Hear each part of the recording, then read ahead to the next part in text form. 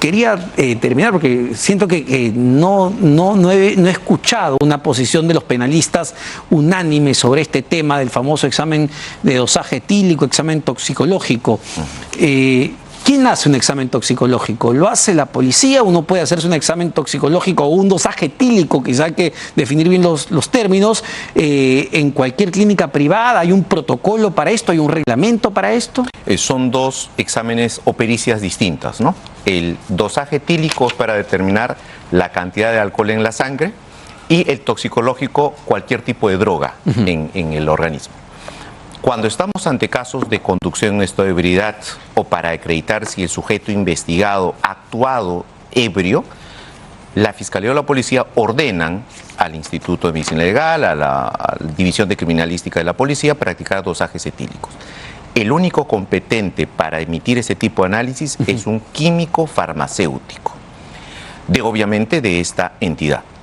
Los dosajes o exámenes etílicos en clínicas privadas se pueden desarrollar por profesionales competentes, pero no van a tener la calidad de pericia para el proceso penal si es que no reúnen ciertas condiciones. Primera condición, pedido oficial de la autoridad. Por ejemplo, llega un momento en el que los peritos de la policía están de huelga. Bueno, la Fiscalía puede acudir a una clínica privada para solicitar ese examen. Perfectamente válido. Segundo, asegurar la inmediatez del examen, y la crítica de este comunicado va por ahí. Las pruebas tardías, los exámenes tardíos no pueden generar convicción sobre algún dato. Y lo otro, asegurar la fuente, el origen, cadena de custodia, traslado, todo eso es muy importante y que obviamente el perito oficial lo desarrolla. Pero si un conductor que atropella a una persona se da la fuga y por tanto no se le puede practicar el dosaje etílico como corresponde en base a ley, con aseguramiento de la cadena de custodia, con el acompañamiento de un policía, ¿qué presupone? Si no se logra desarrollar el examen, pues ese elemento no aparecerá. Es como aquel conductor que es intervenido por la policía a bordo de su vehículo y le piden que sople y se resiste a soplar. Obviamente no se va a poder desarrollar el examen. Lo quieren conducir a la división correspondiente, se niega a acudir, se niega que le extraigan la sangre, no se va a poder determinar eso y en ese caso se incurre en otro delito, que es resistencia a la autoridad. ¿Y a qué voy con esto? Porque entiendo, uno de los delitos por los cuales se le acusa a Adrián Villar es el de homicidio culposo. Y el homicidio culposo tiene como pena máxima 4 años. Así es. Es lo que entiendo, 4 años. Entonces, bajo la teoría de que solo tiene 4 años, él no podría tener una prisión preventiva. Y por eso es que el Ministerio Público y la fiscal el día de hoy lo que ha hecho es decir, bueno, tiene 4 años, pero tiene unos agravantes. Y con los agravantes es que superaría los 5 años, con lo que sí le correspondería la prisión preventiva. Claro. Sobre todo la sumatoria de los otros delitos, ¿no? El abandono de persona que se ha colocado en situación de afectación también es otro delito que va a sumar a esa pena. Obviamente la pena que finalmente se alcance no va a ser una gran pena porque hay que partir de lo siguiente. Es duro en un caso como este, Omar, porque estamos ante la pérdida de una persona totalmente inocente, víctima de todas estas circunstancias, cuya familia ha quedado destrozada, ¿sí? Pero del otro lado, desde la visión penal judicial, estamos ante un caso culposo, que no podemos equipararlo a los casos de asesinatos, feminicidios, extorsiones, no podemos equipararlo. Entonces las penas desde la visión penal para los casos culposos no son altas, son menores, porque no se ha tenido la intencionalidad, el ánimo delictivo malicioso de dañar. Ahora, solo para intervenir en ese punto, porque el día domingo, en la entrevista que tuvimos en Cuarto Poder con el abogado de la familia, el doctor Julio César Mendoza, si no me equivoco con el nombre, lo que señalaba es que ellos iban a insistir para que se amplíe la investigación o se cambie en realidad la tipificación del delito a homicidio simple. Entiendo que ese es homicidio doloso, porque lo que ellos buscan es una pena de 20 años. Como penalista le pregunto, dado el caso que conocemos, que evidentemente es indignante, pero dado el caso y los detalles, ¿esto es posible? Importante la reflexión que lanzas en la pregunta. El caso puede indignar, sin duda que sí, hay una muerte. pero el derecho penal no actúa por indignación, sino por datos objetivos. Y en este caso, según la propia tesis fiscal, habríamos tenido un conductor dentro de los márgenes de velocidad correspondientes que pierde el control del vehículo y causa el daño o muerte. Culpa, eso no es dolo, eso jamás podría ser interpretado como un homicidio doloso, es imposible. ¿Se podría forzar la figura del dolo eventual? Sí, por ejemplo, con otro factor cambiante en el caso, que sería excesiva velocidad, que no ha ocurrido en este caso. No se va a ampliar esto, no se va a cambiar la figura, tengo claro, por un homicidio doloso, se mantiene en culposo debido a un factor esencial, las condiciones. No solo es el parecer o el aspecto subjetivo, sino las condiciones. Iba conduciendo dentro de la velocidad límite permitida, según incluso escuchaba la defensa en su momento, dijo que se había quedado dormido y que se reacciona. Pero ahí hay un debate, ¿no? Para no salirnos de la velocidad. Ayer escuchaba al hermano de la víctima, Gino Marzano, señalar que él no cree que haya ido a 40 o 50 como se ha dicho, sino que él cree que ha ido incluso a más de 80 kilómetros por hora. En la investigación, lo que las personas, bueno, el hermano ni siquiera es parte del proceso, pero lo que las personas puedan opinar es irrelevante para el proceso, porque el proceso lo que le interesa es el dato objetivo. Y aquí entiendo, hay un informe policial que determina la velocidad a la que iba el vehículo y esto está dentro del margen permitido. Ahora, para volver al detalle clave de desarrollamos, desde su punto de vista, a Adrián Villar, con lo que se ha expuesto el día de hoy, con lo que ha defendido el doctor Nakazaki y ha expuesto el Ministerio Público, ¿usted cree que mañana el juez le vaya a dar la prisión preventiva? No debería. ¿Por qué? En el caso Villar no debería dictarse la prisión preventiva por los siguientes factores. Primero, la Fiscalía está litigando un caso que no debe litigar. Mira, se litiga cuando tienes oposición, cuando tienes contradicción, cuando tú dices usted mató y el que está al frente te dice no, yo no fui. Litigas. En este caso, el imputado está diciendo sí, reconozco que yo manejaba, yo atropellé, yo abandoné. Sí, ha reconocido los tres delitos. Litigando. Entonces, prisión preventiva, ¿para qué? Si te falta que 1, 2, 3 actos de investigación y vas a acusar, ni siquiera acusar, puede llegar a una terminación anticipada. La Fiscalía, si quisiera economía procesal, de inmediato se sentaría con este señor, muy bien, terminación anticipada, siéntese agraviado, reparación civil. Si no hay acuerdo, seguimos con el procesamiento. Pero podemos cerrarlo esto en terminación anticipada. Prisión preventiva, ¿para qué? Si no te faltan 10, 20 actos de investigación, no vas a tener 8 meses con este caso, si tienes al sujeto rendido. Mira, esto es importante. La prisión preventiva, lo hemos visto en otros casos, es porque faltan desarrollar diversos actos de investigación. Por ejemplo, el sujeto está amenazando o cabe la posibilidad de que coaccione a otros testigos.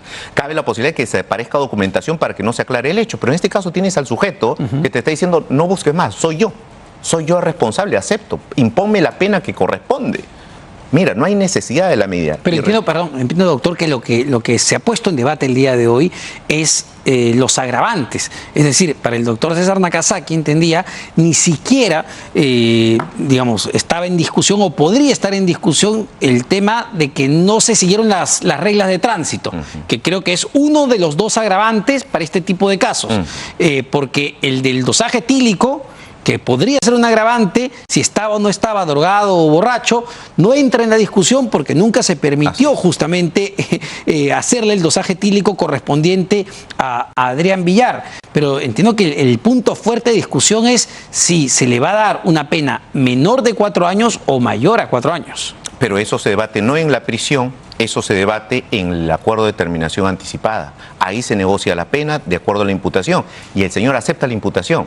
Esos 3 delitos ya los acepto, negociemos pena. Esa es la terminación anticipada. En este caso, en la prisión preventiva, lo que se debiera debatir puntualmente y no demorar tantas horas es ¿cuál es el riesgo para el caso? ¿Este señor va a desaparecer documentación que se necesita en adelante? No, no se ha dicho eso. Se ha hablado de que se han desaparecido mensajes de su celular en el contexto en el que buscaba un defensor. Eso no tiene nada que ver con obstaculización. ¿Este señor va a intimidar a otros testigos que van a dar fe de que él intervino? No, porque él acepta, él reconoce. O sea, el peligro de obstaculización no se da. Y el de fuga se puede limitar con otro tipo de medidas. Sin embargo, la fiscal lo que ha dicho es lo siguiente. Ella sí advirtió el día de hoy que existe riesgo de fuga y cuestionó que si realmente se practicaron los exámenes correspondientes, que es justo lo que estamos hablando. Es decir, uno, él ya se fugó cuando ocurrieron los hechos, cuando atropelló y mató a Lisette Marzano. Y luego la manera en la que supuestamente se han hecho estos exámenes en medio ya del caos de no presentarse, y lo que para la fiscal, y claro, para nosotros sin ser abogados decimos, claro, este chico se fugó ya cuando cometió los hechos, y no solo eso, sino que además no se entregó. Y no entregarse entendemos que es de alguna manera entorpecer la búsqueda de la verdad. Dos preguntas importantes. Primero, el tema de no haberse sometido a los exámenes de manera inmediata. Esto constituye justamente ese delito de abandono, de fuga, y por eso va a ser sancionado. Partamos por eso. Sí, o sea, no es que eso quede en la impunidad, se sanciona por eso. Lo otro. Claro, pero solo para un paréntesis ahí, pero si hubiese hecho el dosaje etílico y hubiese determinado que estaba borracho, eso hubiese sido un agravante importante en la posible condena. A partir de un dato. ¿Quién dice que él estaba borracho? ¿Hay algún testigo que dice salieron de una reunión? Porque no tiene los exámenes. No se le hizo el dosaje. Aparte del dosaje, ¿hay algún dato objetivo que se indique este muchacho como que estuvo en una reunión tomando alcohol, que salía de una fiesta, se encontró botellas en el vehículo? O sea, ¿qué dato que cuando hemos visto esos videos donde lo vemos tambaleando? Claro, pero a lo que voy, es verdad, no existe ningún dato, pero no permitió conocer ese dato. Entonces, ¿no está entorpeciendo la labor de la justicia de llegar a la verdad? Ya, no es un acto de entorpecimiento, y ahí viene la segunda respuesta a la pregunta. Fugó, ya. La persona sale del lugar, abandona a la víctima y comete un delito. Él no fuga y esa sanción, él no acude directamente a entregarse y eso no está sancionado. Ojo. ¿Qué es lo que dice el doctor Nagasaki? Una cosa es que nuestra ley penal diga, oiga, si usted causa un daño grave, tiene la obligación de auxiliar y socorrer a la que ha afectado. Eso no lo hizo y comete el delito. Pero nuestra ley penal no le dice al ciudadano, si usted comete un delito, está obligado de inmediato usted mismo a ir a la comisaría a entregarse. Eso no puede constituir lo que llamamos un acto de obstrucción o renuencia. Ahora, y este otro punto que sustenta el Ministerio Público, la fiscal Roller, para señalar que sí ha habido entorpecimiento de la justicia. Ella revela que Adrián Villar habría borrado conversaciones y llamadas de su teléfono celular. ¿Por qué la fiscal sustenta esto? Porque ella recibe el testimonio del padre de su ex enamorada, del doctor también Juan Montenegro, y el doctor Juan Montenegro le muestra a la fiscal, y esto lo ha contado ella en la audiencia, le muestra a la fiscal las conversaciones que tenía con Adrián Villar, donde le decía, oye, por favor, tienes que entregarte, responder a la justicia. Pero cuando se hace el deslacrado del celular de Adrián Villar, no encuentran estas conversaciones, no encuentran una serie de llamadas. Entonces la fiscal dice, oye, este chico está tratando de borrar evidencia, borrar rastros. ¿Borrar evidencia respecto a qué? ¿Respecto a que él iba a decir que él no manejaba? ¿Respecto a que él no iba a reconocer su responsabilidad? No, son conversaciones naturales entre una persona que ha matado a otra, que busca ayuda, busca un abogado, acude a su familia. O sea, nosotros no podemos lapidar a este hombre por el hecho de actuar naturalmente. Y la fiscal ahí se equivoca, la señora fiscal, la doctora Janet Roller es una excelente magistrada, yo la conozco. Se equivoca en la argumentación fiscal en lo siguiente: la desaparición de estos mensajes, que puede haberlos borrado, ¿en qué afectan en el caso? Si el muchacho está diciendo yo maté, yo fugué, ¿cómo afecta el caso? En nada. Ahora, solo le pregunto, ¿usted cree que, para terminar, porque usted me dice claramente que no debería ir a una prisión preventiva, si es que mañana el juez decide enviarlo 9 meses de prisión preventiva, entonces ¿cree que esto sea por la presión mediática? Es posible, pero se tiene una segunda instancia y hemos visto, Omar, en diversos casos cómo en un primer momento la gente va presa y las salas luego revocan esas medidas. Muchísimas gracias, como siempre, al doctor Cristian Salas por estas luces. Vamos a una pausa, pero venimos para hablar sobre lo que viene pasando con el gas natural y el posible impacto en diversos sectores, desde el transporte, la luz eléctrica, los taxis.